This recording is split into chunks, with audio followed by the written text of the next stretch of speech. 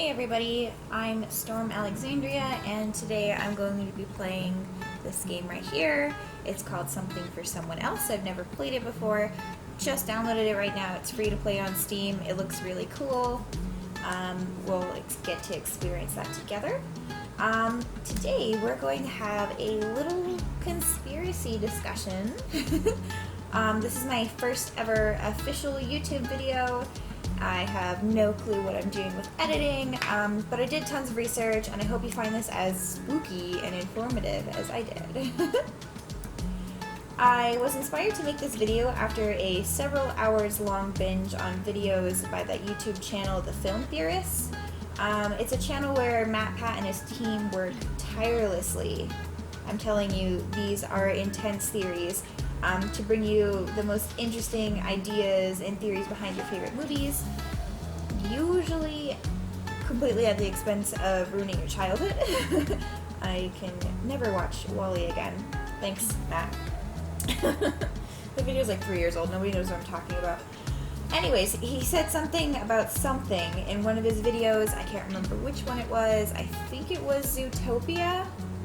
It was an related topic, and I got inspired, and now here I am with all of my lack of editing skills. I'm so sorry. So anyways, here we go.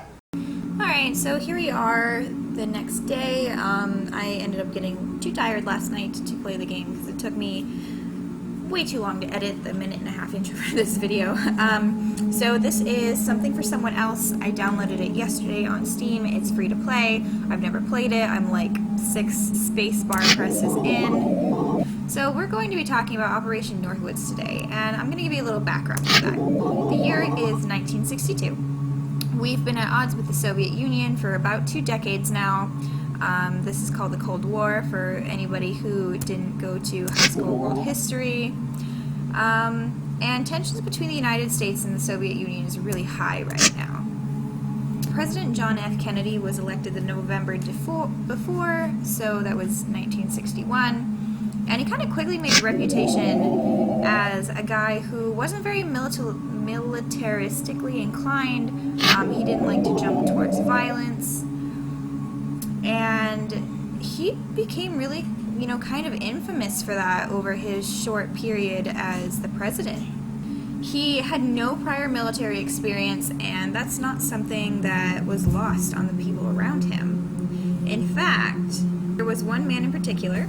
His name was Lyman Lemnitzer, and he would kind of go on to be quoted as saying, "A president with military experience is no longer available to guide the Joint Chiefs of Staff." Which isn't actually like a quote. He actually wrote it in shorthand, and I wasn't going to try and imitate that. At the time, Cuba hadn't shown any interest in joining NATO, which was the North Atlantic Treaty Organization, for anybody who doesn't remember. And because of that, suspicions kind of started to arise within the Joint Chiefs of Staff that Cuba and the Soviet Union were going to, kind of hook up and form an alliance.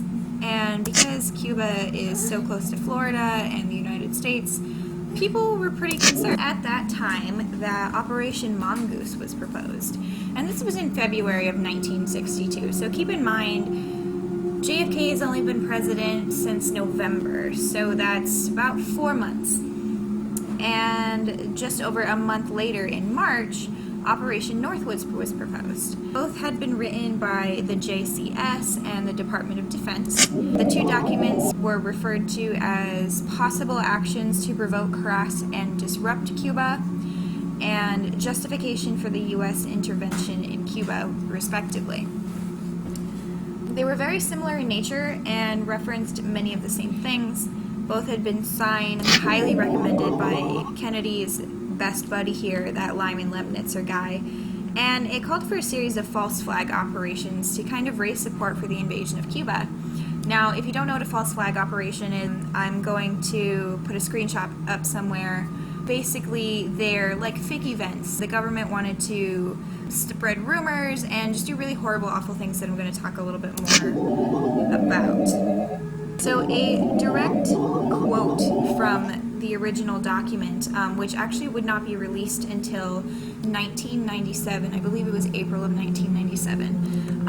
A direct quote on like the purpose of the document was, "This plan, incorporating projects selected from the attached suggestions or from other sources, should be developed to focus on all efforts on a specific ultimate objective, which would provide adequate justification for U.S. military intervention.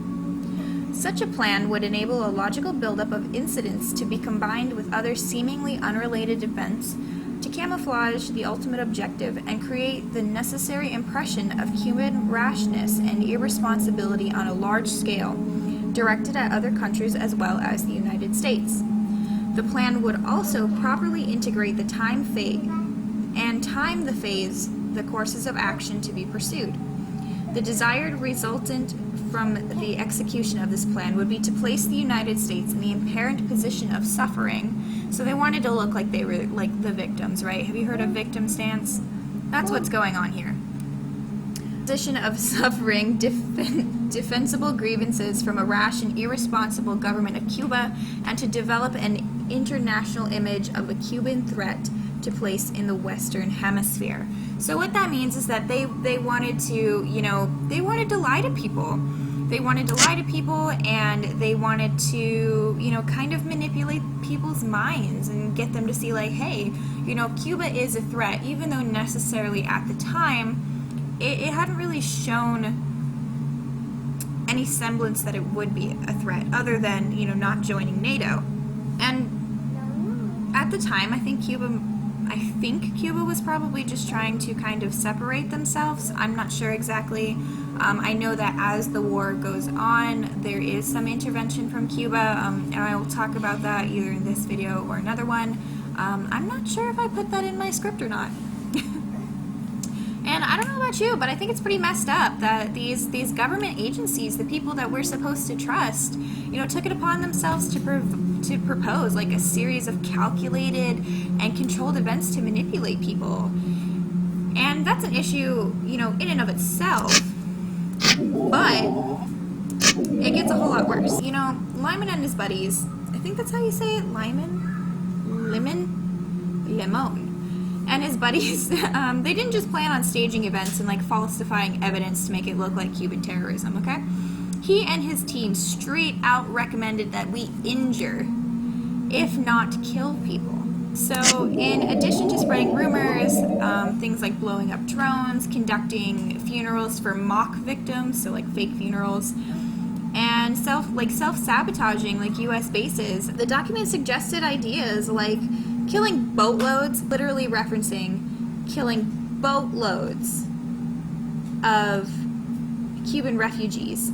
Terror campaign could be pointed at Cuban refugees seeking haven in the United States.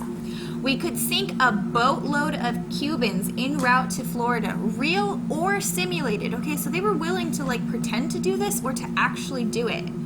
We could foster attempts on lives of Cuban refugees in the United States, even to the extent of wounding.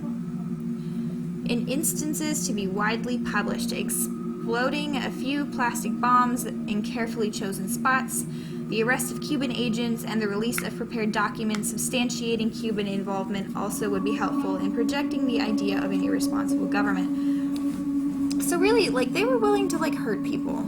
They were willing to hurt non-American citizens, people who were trying to escape Cuba, because if you'll remember, at the time, Fidel Castro had come into power, and he was really making, like, the lives of people uncomfortable.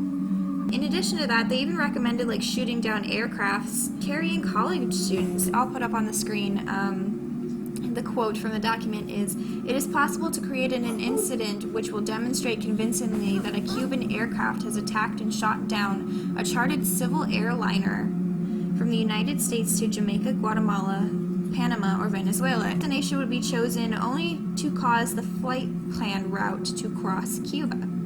The passengers could be a group of college students off on a holiday or any grouping of persons with a common interest to support chartering a non-scheduled flight." So, you know, it doesn't say explicitly in there they were planning on killing people, but because of the last screenshot I showed you guys, I think that it was very likely that they were willing to, you know, actually hurt people. I don't know what kind of dirt you have to have in your head to even recommend pulling off propaganda stunts that would potentially hurt or, you know, even kill other people. That's just crazy to me. But, you know, this is something that we actually have a long history of doing. I don't know what kind of dirt you have to have in your head to even come up with the idea of falsifying events, or not even really falsifying them, because they really had intentions to, damn it, they really had intentions to hurt other people, and, you know, not just refugees, which is horrible, I'm not going to defend that, but also American citizens. People that they said that they were trying to protect. And these people knew what they were suggesting was not only wrong, but it was highly dangerous to their comfortable position within NATO, which originally, if you don't remember, was created so that allied countries, I think there was 29 at the time, so that allied countries would be able to feel safe if somebody decided to, you know, declare war or invade them or do something that was otherwise dangerous to them as a country. Then kind of like all the other ones would, you know, jump on board and be like, hey, bros, like, we're going to take care of each other. They specifically listed within the document, it is recommended that Enclosure A, together with its attachments, should be forwarded to the Secretary of Defense for approval and transmittal to the Chief of Operations Cuba Project. This paper not be forwarded to the commanders of the unified or specified commands. This paper not be forwarded to U.S. officers assigned to NATO activities. And this paper not be forwarded to the chairman, U.S. delegation, United Nations Military Staff Committee. So they full on knew, like, that if NATO were to find out what was going on, that there was a high likelihood that we were going to, you know, lose our position with them. And it was egregious. It was a terrible, horrible idea. And fortunately, when Kennedy was presented with Operation Northwoods, a lot of indignation at the idea of it, and actually went so far as to fire our buddy Lyman? Did we establish how you say his name? Fired him from his position with the JCS, and allegedly, none of the things that were in the document took place after that. I don't know how much I believe that nothing ever happened. If you'll recall, not long later, John F. Kennedy was shot. And then there's a huge conspiracy theory around that as well. If that's something that anybody is interested in, I can make a video on that as well. Thank you for coming to my first video. I hope it wasn't too much of a disaster. I definitely wish that I had more skills, like public speaking. I feel like I say a lot, and I just am doing this for fun, and I appreciate any time anybody took out of their day to watch this. I'm getting really frustrated with this game. Really? So yeah, anyways, thank you so much. I hope you learned something interesting. I hope that I was able to put information together in a way that was fun and cool to learn about, and I'm gonna stop playing this game now. Thank you. Bye. A little end card, I guess, because I totally forgot to mention this, but our buddy Lyman, after President Kennedy fired him, actually went and got a job position with NATO. How crazy is that? He was totally prepared to lie to them and go behind their backs and be sneaky, and then had the nerve to come up to them and ask for a job, and he did work for them for a few years, if I remember correctly. Again, thank you so much for watching my video. My little end card picture here is the cow from Harvest Moon, because that's my favoriteest video game ever. Okay, this has gone long enough. Thank you so much. Like, comment, share, subscribe, do the YouTube thing. Thank you. Bye.